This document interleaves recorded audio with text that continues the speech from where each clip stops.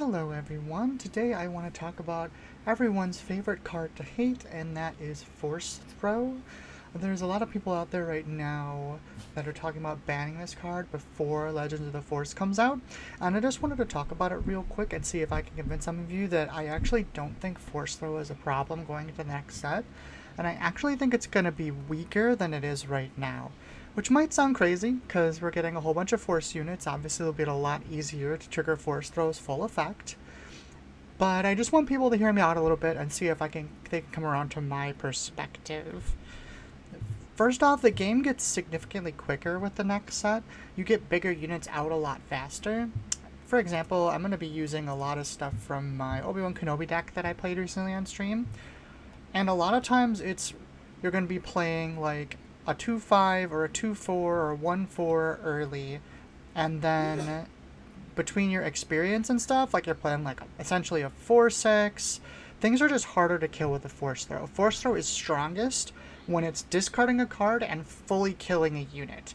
And that's just not something we're going to see as much now. If you look back before, for example, this is a Han Solo deck I made a while back.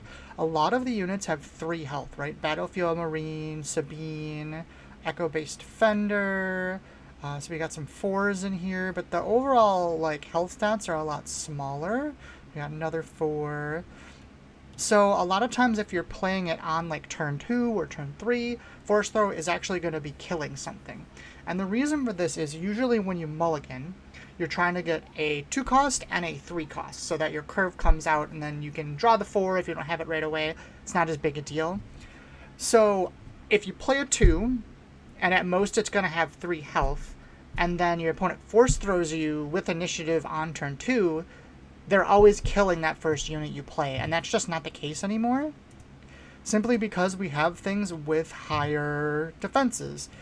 Pretty much every color combination got some sort of 2-5 or 2-4 to play on turn 1, which just makes them a lot stickier and makes force throw just a lot less impactful.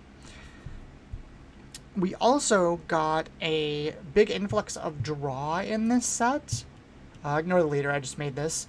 So there's a whole bunch of new cards. Night Sister Warrior, which can go in any blue deck. Ki-Adi-Mundi draws 2 cards. Colorin doesn't draw, but it gets us advantage. There's just a lot of new things in this set that helps us get more cards in our hand, which pretty significantly weakens discard.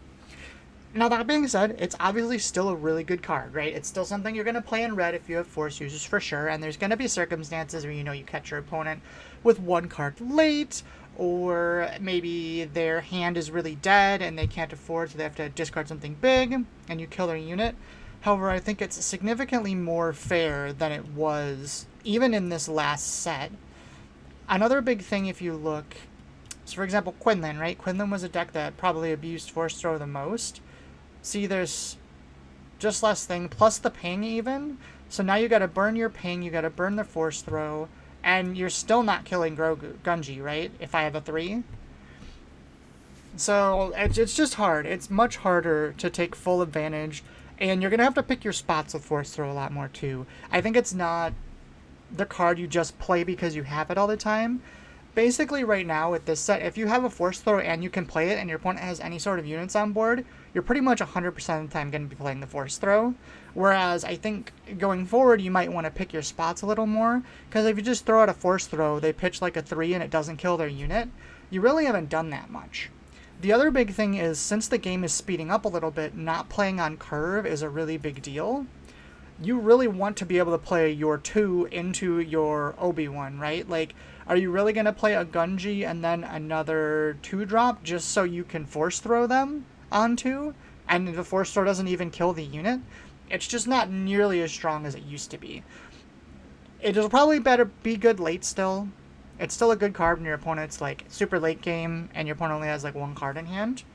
But I don't think it's anywhere near as crazy as people think it's going to be. That being said, the card that I think most people aren't looking at as much that might need to is Timely. Timely gets absolutely crazy this set. Because things get stronger, the stronger units we have, the more crazy Timely gets. Not even to say the interaction with the Blue Vader being completely crazy. I built a blue-green deck, and essentially every card I have 5 up has Ambush because of Timelies.